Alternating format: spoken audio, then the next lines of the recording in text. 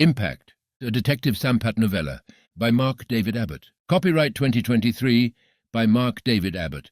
All rights reserved.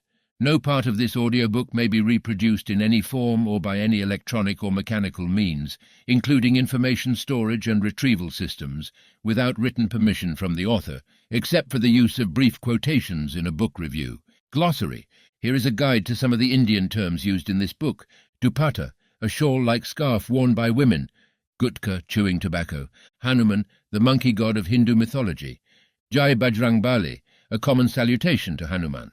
Laati, a long, heavy bamboo stick used by police as a baton. Lungi, a single skirt-like cloth wrapped around a man's waist, similar to a sarong. Sambar, a lentil-based vegetable stew commonly eaten in the south of India. Chapter 1. Saturday. Muniraj Gowda stumbled forward and steadied himself against the wall. His vision blurred, and the wall swayed back and forth. He burped, tasting the acid in the back of his throat as the rough country liquor, combined with the dosa and sambar he'd eaten, made a reappearance in his mouth. He swallowed it back down, gingerly let go of the wall, and pulled the front of his pants down. He started peeing against the wall, wobbled backwards, then felt the warm splash of urine on his feet. He took a step back, then stepped forward again and held the wall with his free hand. As his bladder emptied, he shook his head in an attempt to clear his vision. Turning around, he took a moment to remember where he was, hitched up his pants, and wobbled over to the curb where he had parked his scooter. Fumbling for the keys, he then swung a leg over the seat and, once seated, looked up the street. It swam before his eyes, the signs above the shops blurring, merging, and then separating. He belched again, then leaned forward to stick the key in the ignition. On the fifth attempt it went in, and he pressed the starter button. He just wanted to go home. Tomorrow was a day off, and he planned to spend it sleeping. It had been a long week, and his bones ached from the back-breaking labour, carrying bricks and sand on the building site. He shook his head again, clearing his vision, then twisted the throttle and pulled out onto the street. He didn't have far to go. Just 3 blocks. And fortunately this late at night the street was quiet. Hopefully the cops would be at home too. An oncoming vehicle honked, and he swerved back onto his side of the road. His eyelids drooped, and he shook his head again. Jayashri would probably give him a good tongue lashing when he got home, but she didn't understand what it was like to spend the entire day lugging building materials. Anyway, it was Muniraj who earned the money, and it was his right to spend it however he liked. He would not allow Jayashri to tell him what to do. The sun was so hot it burnt into his head, and his boss, Shivappa, worked them like dogs. If he caught them slacking for a moment, he would dock an entire day's pay, keeping it for himself. Sometimes he didn't even wait for a reason. It was all right for Shivappa, sitting up there on his tractor seat, with an awning for shade, spending the day chewing tobacco and shouting orders. "Bastard," Muniraj muttered under his breath. Peering through the dim amber glow of the streetlights, he saw he was approaching the Hanuman temple. He swerved to avoid a dog sleeping in the middle of the road, then slowed and looked to his left at the giant orange statue of the monkey god. Hanuman moved as if he was dancing and then split into 2, then 3. Muniraj blinked, and the 3 Hanumans merged back into 1. "Jai Bajrangbali," he called out, then twisted the throttle. His eyes still on Hanuman, he felt the scooter accelerate, and he turned to look in front. The last thing Muniraj Gowda saw that night was the brightly painted rear of a goods vehicle. Chapter 2. Chandru pushed through the crowd gathered near the entrance to the Hanuman temple. He'd heard a bang, but thought nothing of it, the streets noisy at all times of the night. It was only when he heard raised voices that he pulled the blanket off his face, rubbed his eyes and sat up in the back of the rickshaw. He reached the front of the crowd and saw they were all looking down at a body lying beside the rear of Gopal's truck. The body, that of a man, wasn't moving, and Chandru at first thought the man was drunk and had fallen asleep on the road. "What happened?" he asked a man standing beside him. The man pointed to the rear of the truck, and that's when Chandru noticed the scooter lying on its side. He crashed into the truck. "Oh, shit!" Chandru stepped forward and squatted beside the body. There was no blood, no sign of an injury. Perhaps he was asleep. "Hey!" Chandru prodded the body. The crowd went silent, waiting for a reaction. Chandru prodded the body again. "Get up," he said. He couldn't see the man's face, the head turned away, hidden in the truck's shadow. There was no response. Chandru looked over his shoulder at the silent crowd. No one wanted to get involved. They just wanted to watch. Chandru shrugged and shuffled closer. He reached out his hand, placing his fingers on the man's neck, and felt around for a pulse. Nothing. Chandru looked back and shook his head. A murmur went through the crowd, and several turned away, the show over for them. Just another dead person in the street. Chandru stood up, his hands on his hips, and looked around at the crowd. "Does anyone know who this is?" No one spoke. A few shrugged and shook their heads. The red and blue strobe of police lights filled the night air, and the crowd thinned noticeably as a police bolero pulled up beside the truck. The door opened, and a constable climbed out. "What's going on?" he demanded, and the remaining crowd parted, affording the constable a view of the body. "Drunk?" the constable asked. Chandru shook his head. "No, sir. Dead." The constable cursed, muttered something to his colleague in the vehicle, then walked toward Chandru and squatted beside the body. "What happened?" "I don't know, sir," Chandru replied. "I just came here." He pointed to the scooter. "I think he crashed." The constable glanced over and nodded. He reached over and, grabbing hold of the body, turned it over. The man's head flopped to one side, and his face was now visible in the light from the street lamp. A bruise was growing on his forehead, and the front of his cotton pants was wet, as if he had peed on himself. Judging by the angle of the head, his neck was broken. Chandru wrinkled his nose at the strong smell of liquor and stood back as the constable stood up. He glanced around at the remaining sightseers. "Anyone know who he is?" "Muniraj, sir," a voice piped up from the back. "He lives behind the bus stand." The constable nodded and looked down at the body again. "Drunkards," he muttered. He looked up at Chandru. "What's your name?" "Chandru, sir." "What are you doing out this late?" "Sir, Chandru gestured toward his rickshaw parked down the road. "That's mine. I sleep there." "Good. I want you to take the body to Jeevan Hospital. But, sir—" "Don't argue. I'll call them and tell them you are coming." Chandru sighed. You could never argue with the cops. He turned and walked back to fetch his rickshaw. He should have stayed asleep. Should never have got involved. Chapter 3. Inspector Rajiv Sampath blinked his eyes open. Something had woken him. A buzzing sounded, and he reached across for the phone on the table beside his bed, cursing inwardly as he did so. Surely he could get one night of undisturbed sleep. He put the phone to his ear and whispered, "Hello. Sorry, sir." Rajiv rubbed his face with his right hand. "What is it?" "It's Abhay, sir." Rajiv felt Arti stir beside him. "1 minute," he whispered. He swung his legs out of bed and shuffled toward the bedroom door. Opening it carefully, he stepped out and closed the door behind him. "Yes, Abhay, tell me." "Sir, we have a death near the Hanuman temple in Lakshminagar." "What happened?" "It looks like an accident, sir. A man on a scooter hit the back of a parked truck. No helmet on, and he appears to have been drunk." "Idiot," Rajiv thought to himself. "Do we know who he is?" "His name is Muniraj Gowda, sir. He's a day labourer on a construction site. Lives in the slum near the bus stand." Rajiv sighed and shook his head. These labourers were always drinking themselves stupid and getting into trouble, or killed. Mind you, who was he to judge? If he had a tough life like them, he too would probably seek solace in the bottom of a bottle. The last few weeks at the station had almost driven him to drink as well. "Okay. Where's the body?" "At the Jeevan Hospital." "Good." Rajiv turned his wrist to look at his watch. "I know it's late, but find his family. Let them know. Where's the scooter?" "At the station, sir. Keep it there and have your report on my desk for when I come in. I'll take a look and then we'll release the scooter to the family." "Yes, sir." "Good work, Abhay. We'll speak tomorrow." "Yes, sir." Rajiv ended the call and yawned. He turned and carefully opened the door, slipping back into the bedroom. Placing the phone on the bedside table, he eased himself into bed, careful not to disturb his wife.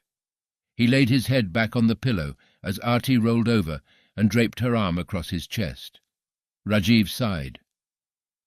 Somewhere in Lakshminagar, a wife just like his, was about to get some terrible news. Chapter 4. Constable Abhay Shenoy counted the houses while keeping one eye on the uneven path underfoot.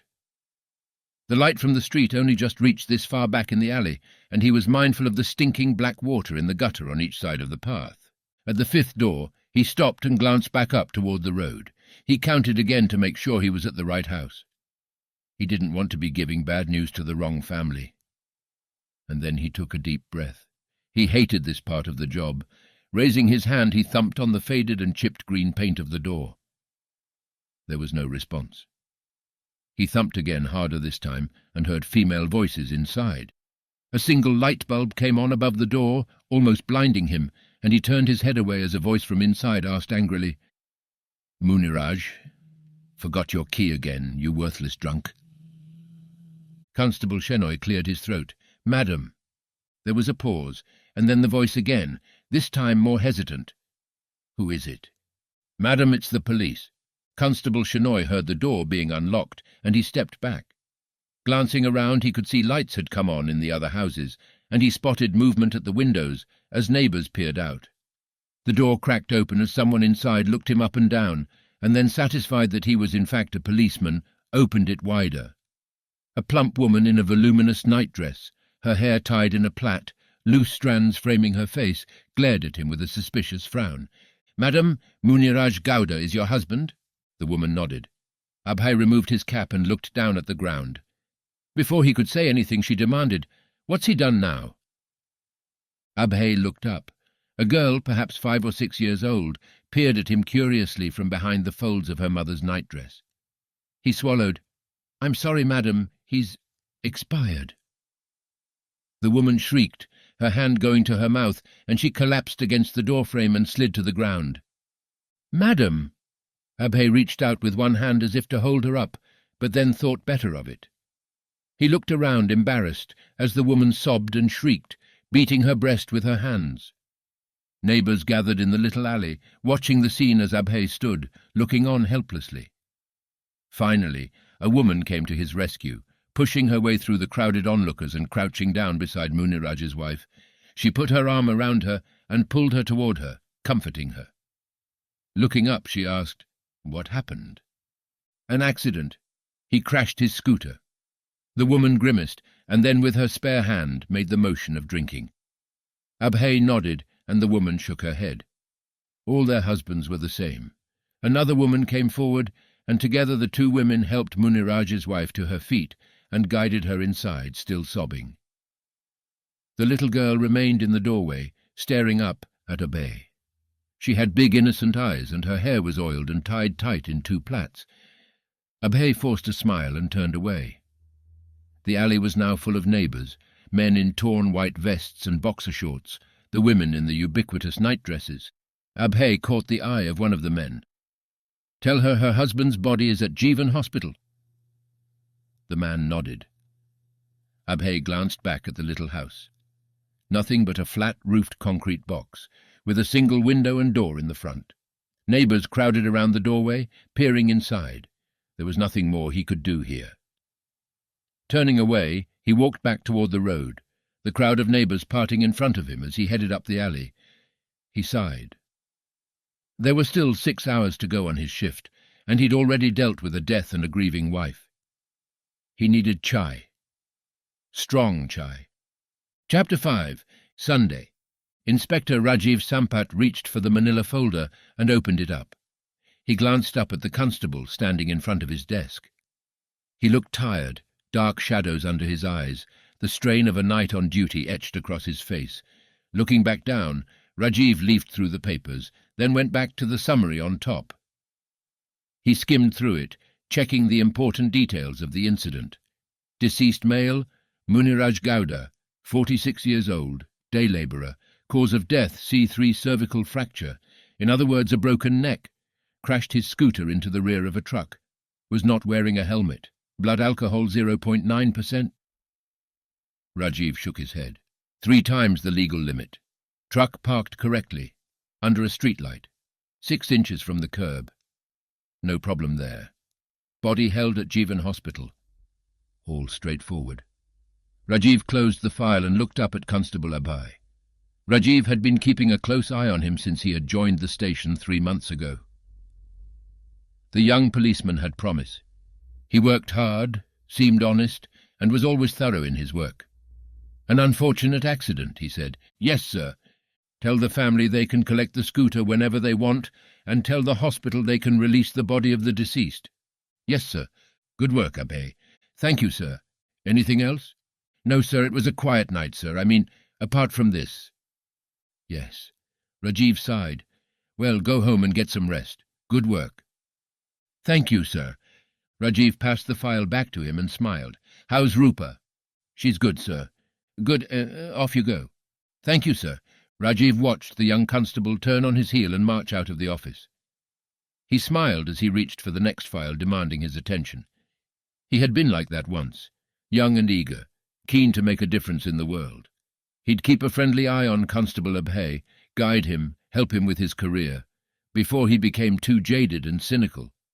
The force needed more men like him. He opened the file in front of him, skimmed the front page, and groaned. "Manju," he called out, "bring me some chai." Chapter 6. Rajiv leaned back in his chair and rubbed his eyes. He was struggling to stay awake. The combined effects of lunch digesting in his stomach, the boring caseload that never seemed to end, and the heat in the office, getting the better of him. The power had gone out again, and the ceiling fan hung idly, not moving, as if mocking him. He stood, walked around the desk and opened the door to his office, hoping the airflow would cool the office down. But the air outside seemed even hotter. Walking back to his seat, he unfastened the top button of his shirt and removed a handkerchief from his pocket. As he wiped the sheen of sweat from his forehead, he heard raised voices from the front of the station. It was a woman's voice, and she was angry. He leaned forward and reached for a file, but the voices grew louder. Reluctantly he tuned in. He had enough to deal with, but the noise from outside was too distracting. Why was he parked there? It's his fault. Rajiv heard a man's voice reply, but couldn't make out what he was saying. The woman continued, "You have to do something. I demand you arrest him. He killed my husband."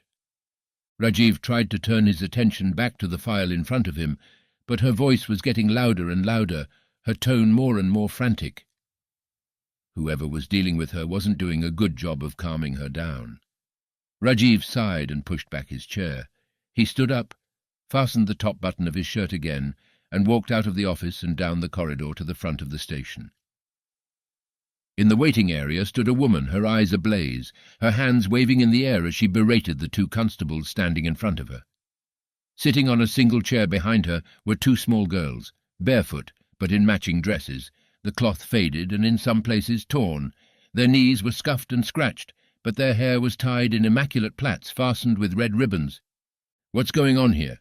"Sir," one of the constables turned around. He shrugged as the woman started shouting again. "Her husband died last night. He was drunk and crashed his scooter.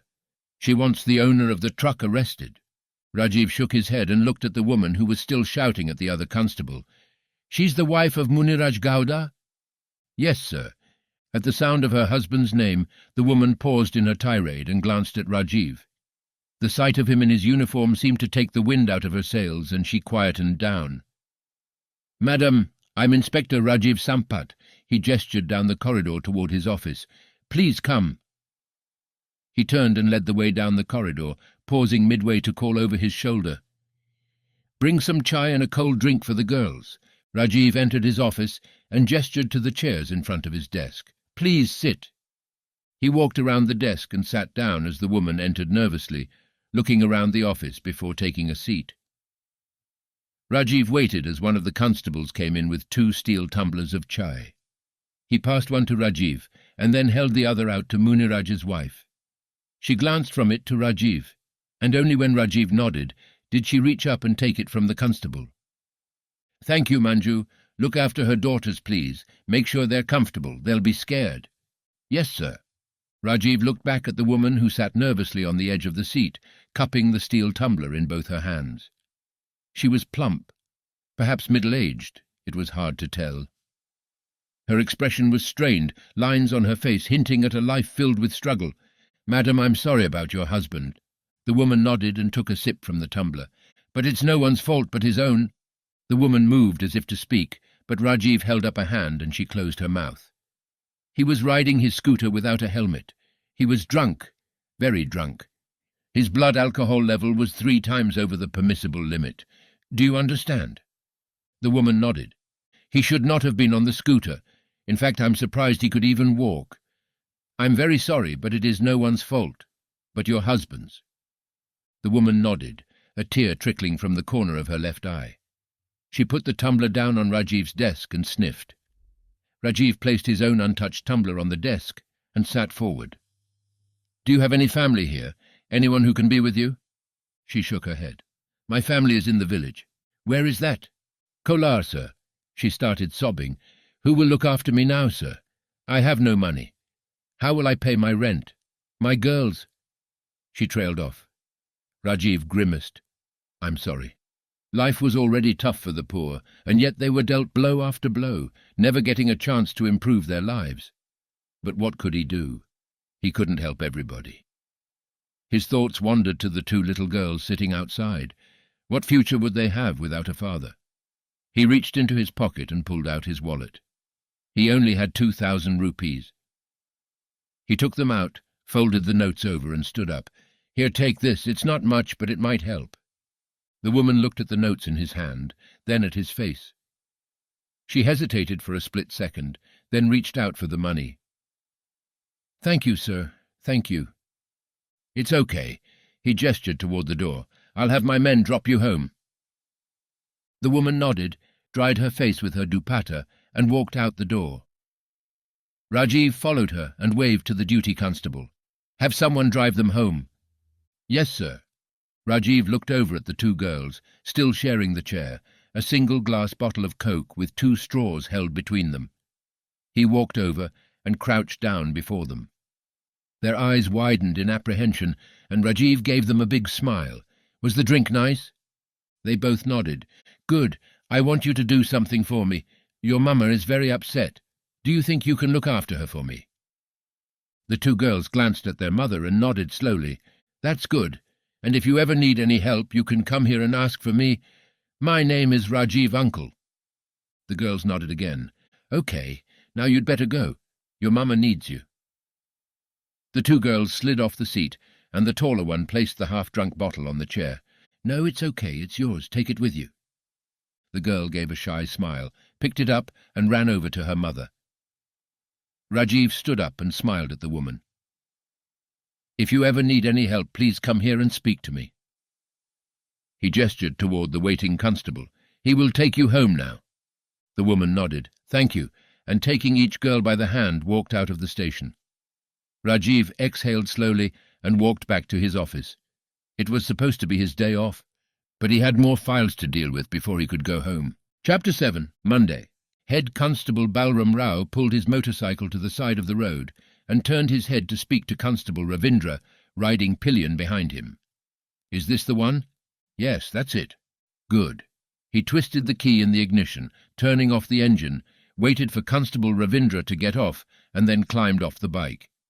Hitching up his uniform pants, he cleared his throat and spat a long stream of red tobacco and saliva into the gutter. The 2 policemen walked up to the parked truck, and Rao pulled up the side of the canvas flap and peered into the load bay. It's empty. Check the front. Ravindra walked toward the cab, tried the door. It was locked, then climbed onto the running board and looked inside. Nothing inside, sir. Rao sniffed and looked back down the street. A tow truck was approaching, and he waited until it pulled alongside. He nodded at the driver and jerked his head toward the truck. The tow truck pulled in front, and 2 men jumped off the back and removed a set of heavy chains, attaching them to the front of the vehicle. Rao wandered back to his motorbike and sat astride it while Constable Ravindra came and stood beside him on the pavement. Rao reached into the breast pocket of his tunic and pulled out a small silver packet of gutka, tore off the top and emptied the contents into his mouth before tossing the empty packet onto the road. A crowd of onlookers had already gathered. Men and boys stood around watching as the tow crew attached the chains and hitched the truck up to their vehicle. The leader of the tow crew raised a hand in Rao's direction, and he nodded. The men climbed back onto the rear of their truck and the vehicle pulled out into the traffic, dragging the goods truck after it. The two policemen heard a shout and watched as a man ran out from a side street, waving his hands in the air. He ran after the truck, arguing with the two men standing on the back, who studiously ignored him. After about 50 meters, the man gave up and stopped, bent double, his hands on his knees, gasping for breath. Rao watched with amusement, his jaw working away on the tobacco in his mouth. He spat a mouthful onto the ground, and then, catching Ravindra's eye, nodded toward the man. Ravindra walked up the road, his lathi, the bamboo stick all constables carried, swinging from his right hand. He called out to the man, who straightened up and looked back. Seeing the policeman approaching, he turned and raised his hands in protest. Head Constable Rao couldn't make out what he was saying, but by the tone and the body language the man was evidently unhappy. Rao sniggered. This would be easy. Ravindra led the man back to the motorcycle, and the head constable emptied the contents of his mouth onto the road, slowly wiped his mouth with the back of his hand, then studied the distraught man in front of him, thin, dressed in a dirty white shirt, a blue and black checked lungi wrapped around his lower body. He was unshaven, the grey of his stubble in stark contrast to the dark sheen of his skin. "Why have you taken my tempo?" the man protested. "Parking is allowed here." The head constable sniffed, then spat on the road. He straightened up on the bike, puffing out his chest. "It's been impounded." "But why? I need it for work. I have deliveries to make." "Evidence." "Evidence for what?" Head Constable Rao grinned wickedly. "Murder." Realization dawned on the truck owner's face. "That wasn't my fault," he protested. "The man was drunk." Rao shrugged and glanced at Ravindra, standing behind the truck owner. Ravindra's lip was curled in a sneer, and he tapped his leg rhythmically with his lathi. "There's a case now. We need the truck as evidence in the man's death. The widow wants justice. She's lost her husband. But I need my truck. How will I work? How will I feed my family?" "That's not our problem. If you're not guilty of negligence, then you'll get your vehicle back." "Negligence? My truck was legally parked on the side of the road." The man shook his head in frustration. "The case could take months." Head Constable Rao nodded. "Maybe years."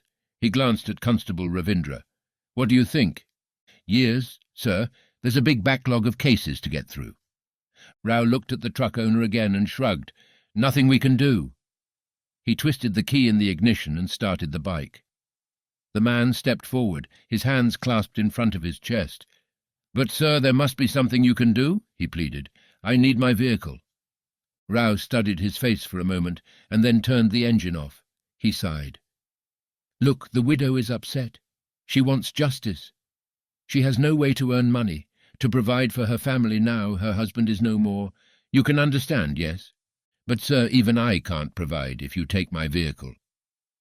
Rao nodded and pretended to study the road surface beside him. Looking up, he said, "Maybe we can do this. I'll speak to the widow. Explain your situation. Convince her to drop the case. Maybe I can do that." The man nodded eagerly. "Thank you, sir, thank you. But you will need to do something for her. You will need to give her some compensation, say 20,000 rupees. Yes, that should do it. You bring 20,000 rupees to the station. I'll give it to her as compensation. She will drop the case and we can then release your truck." Sir, thank you, thank you. Bring the money by this evening, okay?" "Yes, sir. And you speak only to me. I'm in charge of this case. I'll see to it she withdraws her charges once you bring the money." "Yes, sir, okay, sir." The man nodded. He reached out for Head Constable Rao's hand and clasped it with both of his. "Thank you, sir." Rao nodded, shook his hand free and gave a quick nod to Ravindra, who walked back and climbed onto the motorbike. Rao started the bike and twisted the throttle, revving the engine. "By evening, don't forget, otherwise there's nothing I can do." The man bobbed his head in understanding, and Rao pulled away from the curb and joined the flow of traffic. Ravindra leaned forward and spoke over his shoulder. "Well done, sir." Rao said nothing. He just grinned. Chapter 8. Mansi looked up from the pile of ochre she was cleaning as the door opened and her husband walked in. "What happened? Why are you back?" Her husband Gopal shook his head and stood with his hands on his hips. He didn't answer, just stood there looking dejected. "What happened?" she asked again, wiping her hand on the end of her dupatta. "The truck. The police have taken it." "What?" Mansi pushed herself off the floor and stood up. "Why?" Gopal rubbed his face with both his hands and shook his head again. "They said there is a case now. That man, the one who crashed into the truck the other night." "But that's not your fault. He was drunk." Gopal shrugged. "Well, I can't work. They've taken the truck." He clenched his hand into a fist and thumped the wall with the fleshy part of his fist. "Why can't I ever get ahead? I had just got that new delivery contract. Why didn't you tell them it's not your fault? I told them. You should have told them you need it for work." Gopal raised his hands in frustration. "Why are you shouting at me? I told them. But what can I do?" "They are the police. I'm just—" "Hey, don't talk like that." Mansi shook her finger at her husband. "I will go and speak to them. I'll get it back. They can't do this." Gopal raised his hand. "No, you keep out of it. I don't want you going down there." He kicked off his flip-flops and turned back to face her. "What will people say? I can fight my own battles." Mansi took a deep breath, willing herself to calm down. Gopal continued, "Anyway, they've come up with a solution. The policeman said he would speak to the widow and persuade her to drop the case if I give her 20,000 rupees. 20,000 rupees. Are you crazy? Why? You've done nothing wrong." Gopal thumped the wall again. "What do you want me to do?" he shouted. "I need my truck. They could keep it for years. We haven't even paid it off yet. I still owe the bank. How will I earn? What will we eat?" "Stop shouting." Mansi took another deep breath and lowered her voice. "Where will you get 20,000? Gopal exhaled loudly and ran his hand through his hair. "I don't know. I'll work it out. Rakesh owes me some money. I'll borrow some from—" His voice trailed off. "But—" Gopal glared at her. "I said I'd handle it." She watched as he walked over to the steel trunk in the corner. He removed the pile of blankets from the top, tossing them on the floor, and opened it up. Reaching inside, he rummaged around until he pulled out a roll of notes held together with a rubber band. He removed the band, licked his finger, and counted. "That's the money for Mohit's school fees," she protested. "I know," Gopal snapped. "I'll earn it back." He pocketed the money and allowed the lid of the steel trunk to fall back. Standing up, he turned, slipped on his flip-flops and walked out the door, slamming it behind him. Mansi stood for a moment staring at the closed door, then walked over to the trunk, crouched down and started refolding the blankets. Chapter 9. It had taken most of the day for Gopal to put together the 20,000. He had begged and promised, called in old debts, and even visited an Ilbai, the local loan shark, and borrowed 5,000 rupees at a horrendous rate of interest. Mansi would kill him if she found out, but without his truck he had no chance of earning anything. He would work twice as hard to make the money back. He had to. The money was wrapped in a plastic bag, and he had tucked it into the top of his lungi and covered it with his shirt. The last thing he needed was for someone to spot it and steal it from him. Gopal paused outside the police station, took a deep breath, and stepped inside. The station was quiet, just a constable at the main desk and an elderly man sitting on the bench along the back wall. A slowly rotating ceiling fan wafted warm air on his face, and a TV screen set high on the wall in the corner played a newsfeed silently. The constable looked up, raised an eyebrow, but Gopal shook his head. The constable shrugged and went back to writing notes in a large dog-eared ledger in front of him. Gopal nodded at the elderly man and walked over to sit at the opposite end of the bench to wait. He had been there for around 15 minutes when he heard voices from the rear of the station, and when he looked up, he saw the head constable approaching down the corridor, deep in conversation with another constable. Gopal got to his feet and hesitantly raised a hand before dropping it to his side again. The slight movement caught the head constable's attention, and he dismissed the constable, walked over and taking hold of Gopal's elbow, guided him outside. Once outside, he walked him over to the vacant patch of ground to the side of the station that served as the staff car park and impound yard. Gopal saw his truck parked at the side between a row of motorbikes and a rusting shell of a Maruti car. "Did you bring the money?" "Yes, sir." He reached under his shirt, then stopped. "Did you speak to her? Will she drop the case?" "Yes, I've spoken. She's agreed as long as you give her some compensation." The head constable held out his hand. "Where is it?" Gopal reached under his shirt and pulled out the plastic bag. He handed it over to the head constable. 20,000. Gopal nodded. "Good, consider it done. Are you sure, sir?" "Of course, she'll be happy. Her children will have food tonight. Now go." Gopal hesitated. "But, sir, my truck?" The head constable jerked his head toward the exit. "Take it." Gopal bobbed his head from side to side, felt for the keys in his shirt pocket, and hurried over to the truck before the head constable could change his mind. Chapter 10. Tuesday. Mansi hadn't slept well. Gopal had returned the previous evening with the truck, reassuring her it was all okay, but when she asked where he had got the money, he had been vague. She was happy the truck was back. At least he could work. But now they had the additional burden of paying back the money he'd borrowed. It had taken years to save the money for the deposit on the truck, and they were barely making ends meet now with the finance payments and their own expenses. The additional debt was something they could ill afford. She busied herself with washing the vessels from the morning's breakfast, but her mind kept wandering back to what had happened. Why should they suffer because some woman's drunkard husband had been stupid enough to get on his scooter? She and Gopal had done nothing wrong. Why should they have to pay any compensation? It was sad the woman had lost her husband, but life was tough. He shouldn't have been drinking. She and Gopal also had expenses, had to earn a living, pay for little Mohit's education. His education was the only way the family could be dragged out of the rut they were in. Her parents had never sent her to school, and Gopal had been working since he was 10 years old. Mohit had to get a degree and a proper job, one in an air-conditioned office with a regular monthly salary and a provident fund. No, they wouldn't suffer because of another man's addiction. Her mind made up, she dried her hands and walked over to the little plastic-framed mirror hanging on a hook on the wall. She tidied her hair, picked up her purse and house keys, and walked out the front door. Chapter 11. At 10:30 in the morning the police station was already bustling. There were people milling about outside, and when Mansi climbed the steps and walked inside, all the bench space was taken, and a line of people waited before the constable at the desk. She joined the queue and prepared to wait. Fortunately, Gopal wouldn't be back for lunch, and Mohit didn't finish school until 3, so she had plenty of time. The line moved slowly. People with all manner of complaints, and some just there for police clearances for passports or job applications. At one point the constable stood up and left with no explanation, not to return for 15 minutes. No one complained.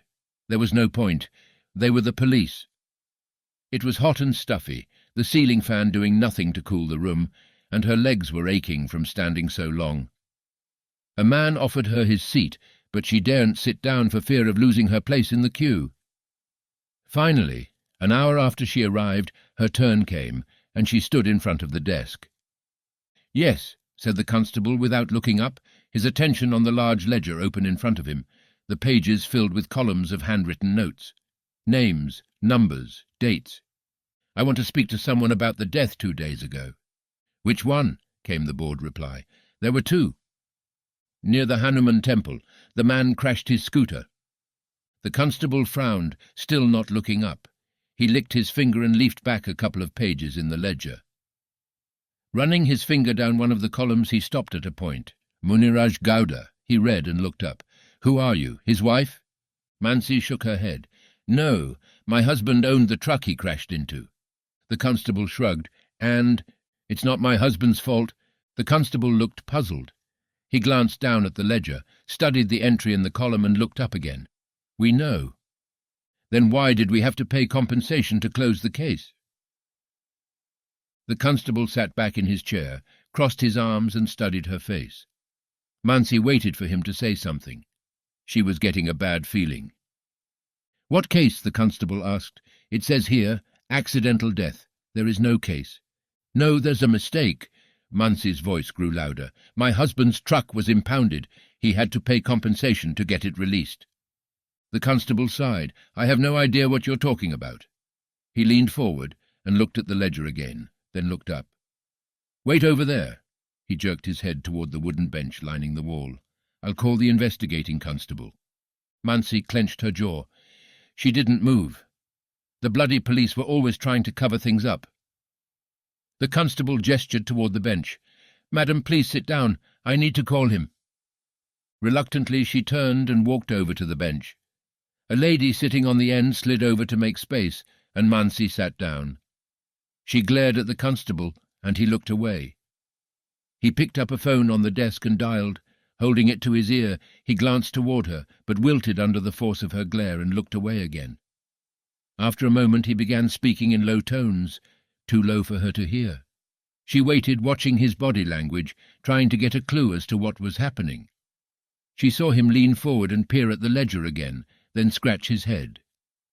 He glanced at her once or twice, sometimes shaking his head, sometimes nodding, before finally hanging up and placing the phone back on the desk. Mansi was already on her feet and approaching the desk when he looked in her direction. "The constable in charge at the time said there was no case. As I told you, it was an accidental death." He stabbed at the page with his forefinger. "It's all written here." Mansi thumped her fist on the table, and the constable leaned back in surprise. "Then why did you take my husband's truck?" she demanded. The constable raised both hands, palms facing out in an effort to calm her down, but she was too angry. "My husband had to borrow money. Why should we pay because some drunk killed himself?" She slammed the heel of her fist down on the desk again. "You tell me why." "Madam, please calm down." "Don't tell me to calm down," she shouted. She turned and looked around the station. All eyes were on her now. "Don't trust the police. They've cheated my husband. They lie and take bribes." "Madam, please," the constable pleaded. "I have no idea what you're talking about." Mansi rounded on him again, and he shrank back in his chair.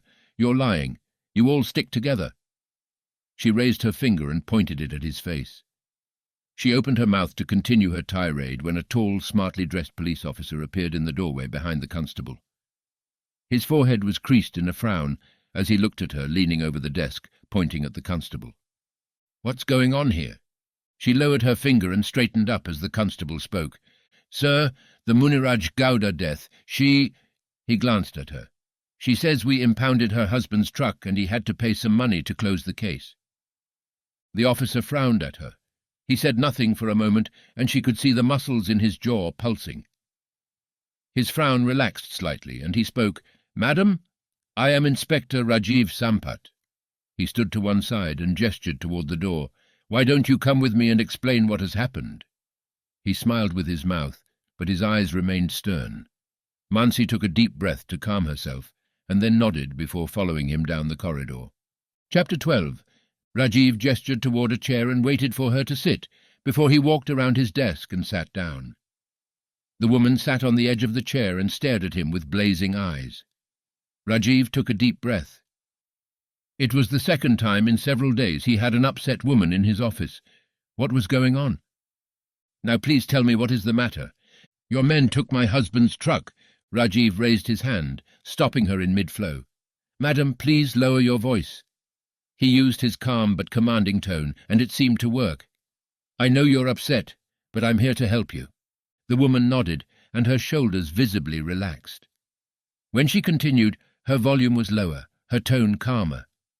"My husband's truck was towed here. He was told it would be kept here for evidence until the case is solved." Rajiv reached over for his notebook and pen. Looking up, he asked, "When was this?" "Yesterday, in the morning." Rajiv nodded and made a note. "You mentioned he had to pay some money." "Yes, sir. The police told him they could convince the widow to drop the case, but he should pay some compensation to her. For her children." "Is that right?" Rajiv sat back in his chair and steepled his hands in front of his chest. "And how much did he have to pay?" 20,000 rupees. Sir, we don't have that much money. Why should we pay? It wasn't our fault." Rajiv nodded and gave her a reassuring smile. "I'm sure it's been a misunderstanding, but sometimes the court asks for compensation for a victim, especially if the victim has no means of support." He stopped as he saw the puzzled look on her face. "No way of earning money," he explained. "Don't worry. I'll get to the bottom of it. When did your husband pay the money?" The woman shook her head. "I don't know. Yesterday evening. He brought the truck back around 7. "Did he mention the name of the police officer?" "No." Rajiv nodded and thought for a moment. He leaned forward, resting his forearms on the desk, and gave her his friendliest smile. I'll find out what happened. Don't worry. He slid the notebook over in front of her. Write your name and number here, and your address. But, sir, it's okay. I give you my word I will look into this. The woman looked at him for a moment, then picked up the pen and wrote on the pad. Your husband's name and number too. She nodded, wrote some figures on the pad and slid it back across to Rajiv. Rajiv stood up and smiled.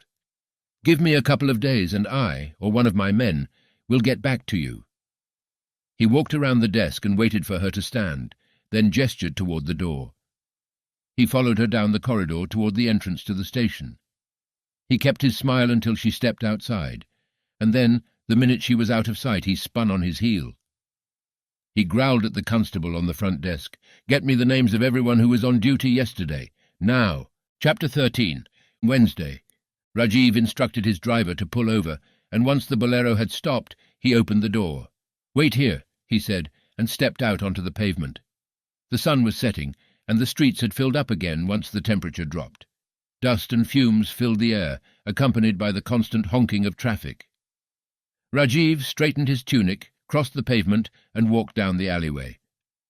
2 barefoot children ran past in the other direction, and a mangy-looking dog gave a growl from the doorstep of one of the houses.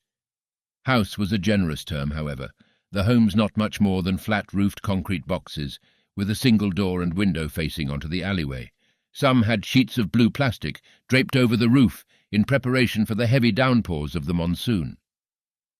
Rajiv wrinkled his nose at the smell from the slow-moving water in the gutter as he counted back from the street. At the 5th house on the left he stopped.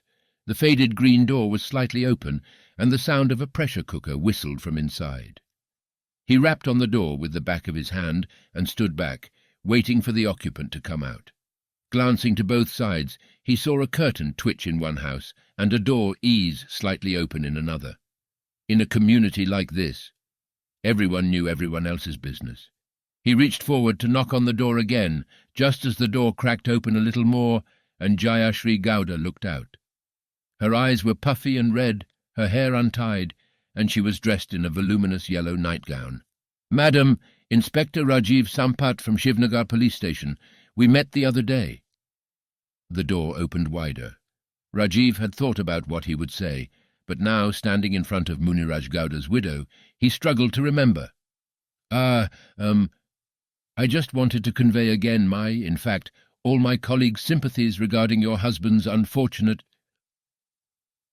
The door opened wider, and Jayashri sniffed, then rubbed her nose with her hand. She looked behind her as if deciding whether to invite him in. Rajiv sensed her embarrassment about her modest living conditions and hastened to put her at ease. "It's okay, madam. I won't stay. I just wanted to check that you're okay." The woman nodded. "Thank you." 2 small heads peered around the edge of the door, big dark eyes watching him curiously.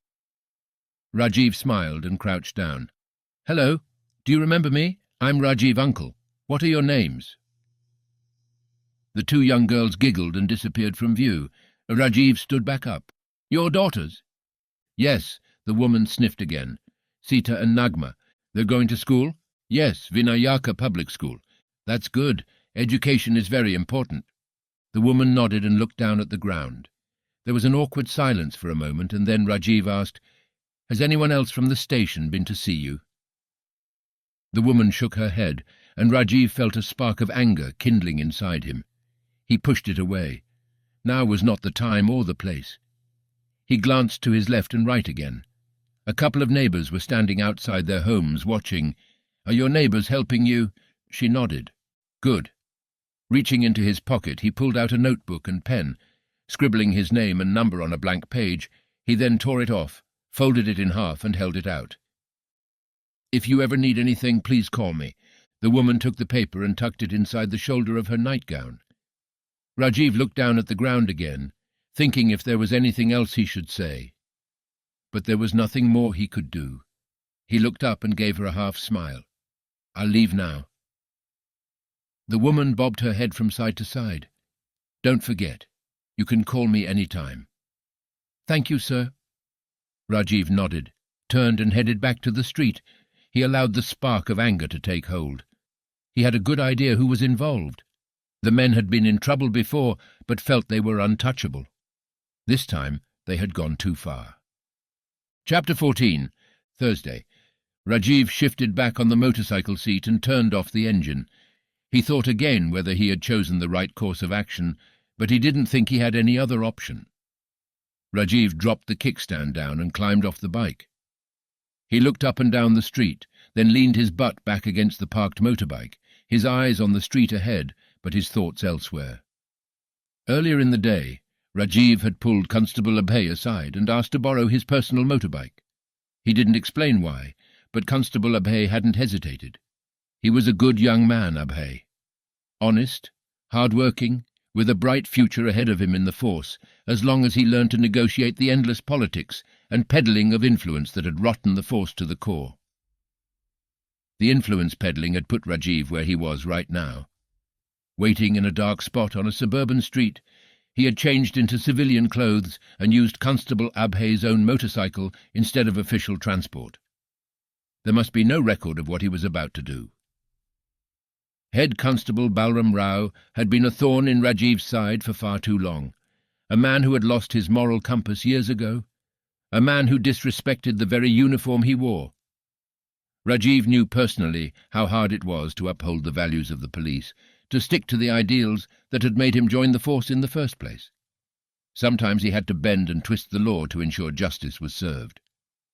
There were times when he had to compromise, to do things he thought were wrong, to ensure he kept his position, losing minor battles to win the war. It was a dirty world, and the politicians were too powerful, treating the police force as their personal enforcers.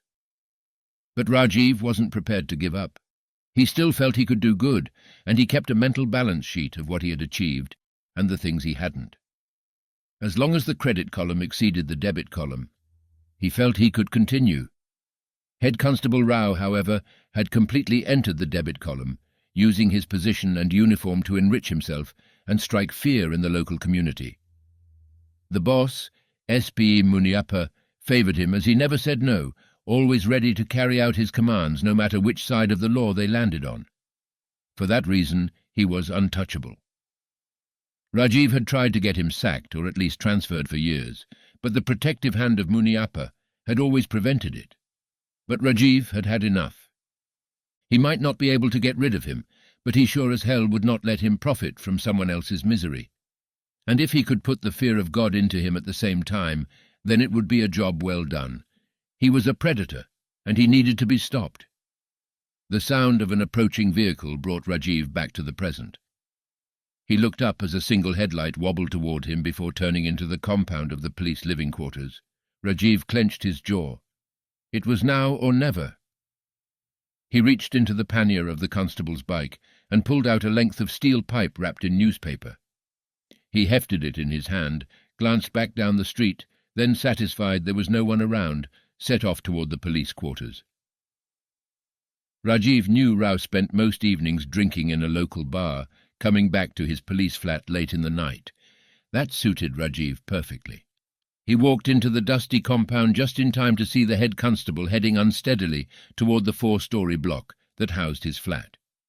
The compound was in a terrible state, government funds for the upkeep having been diverted elsewhere for years. A rusting shell of a car took up space on the left of the entrance, and the buildings themselves were cracked and grimy, sorely in need of repair and fresh paint. A dog sleeping in the entrance to one of the buildings raised its head and regarded him curiously, before yawning and tucking its head back into its side. This late in the evening everyone was inside, either already asleep or, as the flickering lights from some windows attested, glued to the television. Rajiv hurried across the packed dirt area separating the 4 building blocks and entered the building he had seen Rao enter. Rajiv had checked the housing records earlier in the day and knew the head constable lived on the top floor. There was no lift, and the light was out in the stairwell, so Rajiv stopped and waited for his eyes to adjust to the lack of light. He could hear the panting and wheezing of Rao as he climbed the last flight of stairs, and he started climbing after him. It didn't take long to catch up. Rajiv sober and much fitter than the overweight middle-aged head constable, and he reached the 3rd-floor landing just as Rao neared the 4th floor. Rajiv removed a black balaclava and slipped it on, then hefted the pipe and climbed quickly after Rao.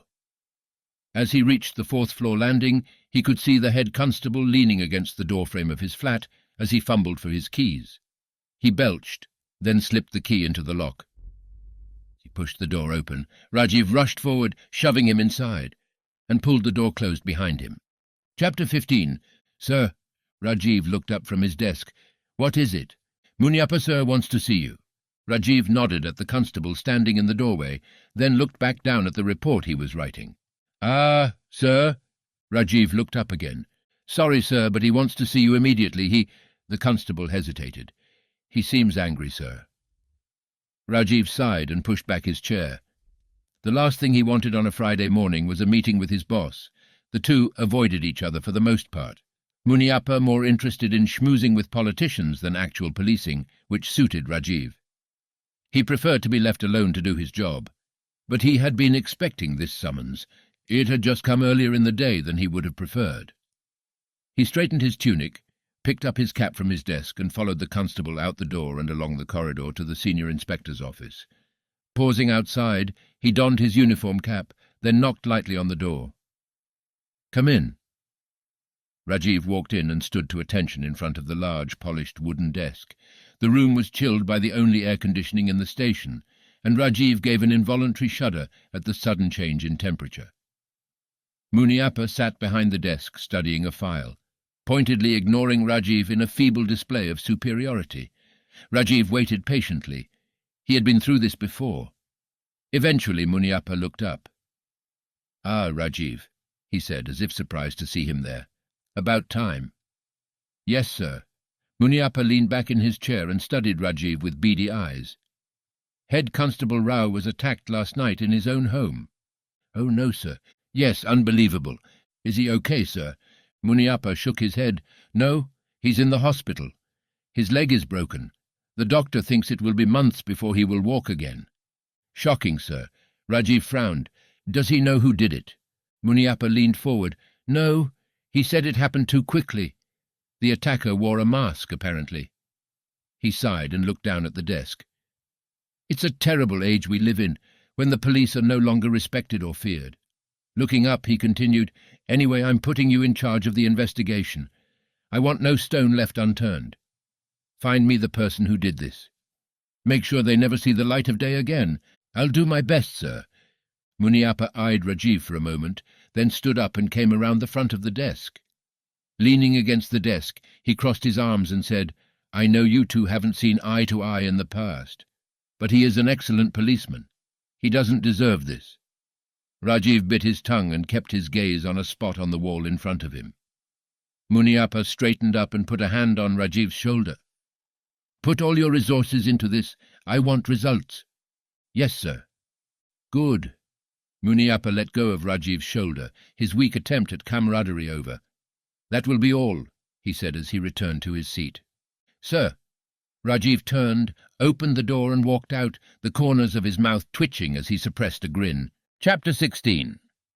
Rajiv instructed his driver to pull into the car park at the Vinayaka Public School, and as soon as the vehicle stopped, he climbed out and donned his uniform cap. It was the school lunch break, and despite the scorching sun beating down from overhead, hundreds of children were running around on the patch of stony ground that served as a playground. Many were barefoot, some wore uniforms that were faded and torn. All of them were happy. Laughter and excited shrieks filled the air, interspersed with the occasional blast of a whistle from the bored-looking playground monitor, sitting cross-legged in the shade of the trees on the boundary. Rajiv grinned. Nothing like the laughter of children to lift one's spirits. He glanced over at his driver, who was about to light up a cigarette, and his mood took a nosedive. Not here, he growled. It's a school, for goodness sake. Sorry, sir. The man averted his gaze and hurriedly dropped the cigarette on the ground and stepped on it. Put that in the bin and wait here. Yes, sir. Rajiv glared at him until the constable bent down and picked up the cigarette butt, then turned and walked toward the school office. Idiot, he muttered under his breath, then climbed the steps and walked through the open door and looked around. The entrance hall was empty and dusty, the floor in dire need of a mop. A picture of Gandhi hung at an angle on one wall, and a hand-painted Indian flag was peeling off the wall on the opposite side. Rajiv walked toward the first open door on the left and looked inside. Fast asleep with her head resting on her arms on the desk was a large woman, the remains of her lunch on a steel plate beside her. Rajiv rapped on the door, and she raised her head slowly. When her eyes met Rajiv's, she sat upright with a start, blinking rapidly, and adjusted her hair, tucking loose strands behind her ears. Rajiv gave her his biggest smile. "I'm looking for the principal." "Yes, sir." She pushed her chair back and hurried around the table. "Had your lunch, sir?" she asked. Rajiv stepped back to allow her out the door. "Not yet." She bobbed her head and then hurried down the corridor and paused outside a closed door. She looked back to make sure Rajiv had followed and then tentatively knocked on the door. "Who is it?" The woman cleared her throat. "Sir, it's the police, sir." "The police?" Rajiv smiled at the lady. "It's okay." He stepped past her, twisted the door handle and walked inside to see a startled-looking middle-aged man staring back at him from behind a desk piled high with books. "Good afternoon. I assume you are the principal." Yes, I am." "Good." Rajiv closed the door behind him, walked over to the desk and held out his hand. "Detective Inspector Rajiv Sampath." The man took his hand nervously. "Girish Nair." Rajiv smiled, looked around and pulled a chair over. He slapped the seat cushion with his hand, trying not to cough at the cloud of dust that rose into the air, then sat down, removing his cap and placing it on his lap. Principal Nair sat down and eyed him warily. Rajiv widened his smile in an effort to put him at ease. "You have 2 students here, Sita and Nagma Gowda." "Yes," the principal frowned. "What have they done?" "They are little girls." "Ha!" Rajiv chuckled. "They've done nothing wrong. No, it's something else." Rajiv stopped smiling and paused. "Their father, unfortunately, is no more." "No more? He's dead?" "Oh." "Yes." Rajiv fixed the principal in his gaze until the man looked away. "I have a request." The man looked up in surprise. "I don't understand." "I want you to waive the school fees for these 2 girls." "But—" Rajiv stopped him with a raised hand. "They have no father. The family has no income." "Yes, but—" Rajiv smiled and leaned forward, leaning his forearms on the desk. The principal shifted back slightly. "I'm sure you're in agreement with me as to the importance of education for girls in our country?" The principal nodded. "And in fact, our own Prime Minister has mentioned on many occasions how the girl child needs to be educated just as much as the boy child." "Yes, sir." "Good. It's settled then." Rajiv stood up as the principal opened his mouth to say something, then appeared to change his mind. Rajiv donned his cap and turned toward the door. He had reached for the door handle when he heard the principal clear his throat and say hesitantly, "Sir, I will do this, but I need you to do something for me." Rajiv raised an eyebrow and turned slowly. "I mean, sir, it's just that I have a parking fine." The man trailed off under the force of Rajiv's glare. "How about I send my colleagues from the Road Transport Office over to talk to you?" He relaxed his glare and half smiled. "I assume that's your white Maruti parked outside?" The principal nodded eagerly. "While they're here, they can check your vehicle for roadworthiness. Check the insurance papers, too. I'll suggest they pay particular attention to the tires. They looked quite bald to me when I walked past. The rains are coming soon, and I would hate for you to have an accident." The principal's jaw dropped open, and his ears turned a deep shade of red. Rajiv smiled wider. "Have a pleasant day," and he walked out the door. Chapter 17. Mansi looked up as the door opened. "Papa!" Mohit jumped up from beside her and ran over to the door and wrapped his arms around his father's legs. Mansi closed the exercise book, gathered together Mohit's pens and pencils, and put them inside his school backpack, as Gopal ruffled his son's hair and slipped off his rubber flip-flops. She stood up and moved over to the narrow bench-top that served as her kitchen in the tiny 2-room home. Removing a steel plate from the rack screwed to the wall, she started ladling rice and dal onto it from the aluminium pots on the bench-top. Her husband splashed water on his face and washed his hands at the basin attached to the wall, then dried his hands on the towel hanging from the nail beside the sink. Mansi waited until he had sat cross-legged on the floor in the middle of the room, then placed the plate on the floor in front of him. "Thank you." Gopal looked up with a smile. He looked over at Mohit. "Come and sit beside Papa. Tell me about school." While the young boy eagerly sat down beside his father, Mansi walked over to the steel cupboard in the rear corner of the room and opened the door. Reaching inside, she took out a plastic bag and removed its contents. She closed the door, turned and stood in front of her husband. He looked up, his hand halfway between the plate and his mouth, a slight frown on his face while their son chattered on about what he had learned in class. "What is it?" Gopal asked. Mansi dropped the bundle into his lap. He looked down, his eyes widening, then looked back up at her. "Whoa." "What?" 20,000. Her husband's mouth moved up and down, but no sound came out. "Papa, you're not listening." Gopal ignored his son and finally got a word out. "How?" "The next time the police bother you, let me know. But eat your dinner. I've got dishes to do." She turned and walked back to the bench, gathered the pots together, then carried them to the front door and stepped outside. Glancing back as she closed the door behind her, she could see her husband, his mouth hanging open, his hand still midway between the plate and his mouth. Crouching down in the alley, she placed the pots on the ground and turned on the communal faucet. As she started scrubbing, she allowed herself to smile. Chapter 18. Rajiv dropped his cap and keys on the table and slipped off his shoes. He lined them up neatly beside the door, and when he straightened up, he glanced at the clock hanging in the hallway. 9 p.m. He sighed and rubbed his face. It had been a long week. He walked into the kitchen and slipped his arms around Aarti as she stood at the stove heating his dinner. He nuzzled her hair and kissed her on the nape of her neck. "Wash your hands and sit down," she said. Rajiv grinned. "Yes, ma'am." She turned her head, smiled, and gave him a kiss on the cheek before going back to stirring the pot. "Smells good." Rajiv waved the steam toward him and took a deep breath. "I'm starving." "Hurry up and wash your hands, then." Rajiv grinned and stepped over to the sink and did as he was told before sitting down at the small table. Aarti put a plate in front of him, then scooped rice, vegetables, and a fragrant curry onto his plate. "Chicken. Yum," Rajiv commented as he inhaled the fragrant aromas. "It's Friday," Aarti replied. "Yes, it is." Rajiv sighed. "Come, sit with me." Aarti wiped her hands on a dishcloth draped over her shoulder, then pulled out the other chair and sat down as Rajiv tucked into his meal.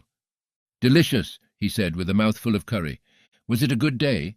Rajiv paused in his eating and looked up. He swallowed his food and gave her a smile. He still remembered the day they first met. She was so young and innocent then. They both were, but he was a lost cause now.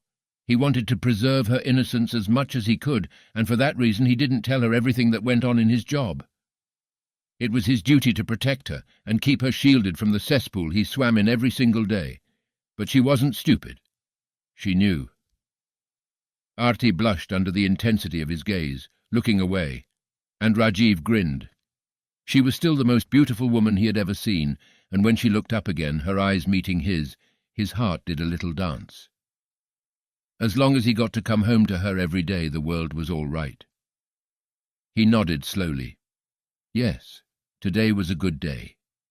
Did you enjoy meeting Detective Inspector Rajiv Sampath? You can meet him again in Vengeance, the first book of the John Hayes series written by Mark David Abbott. Mark can be found online at markdavidabbott.com, on Facebook at Mark David Abbott Author, or on Instagram at Mark David Abbott Author.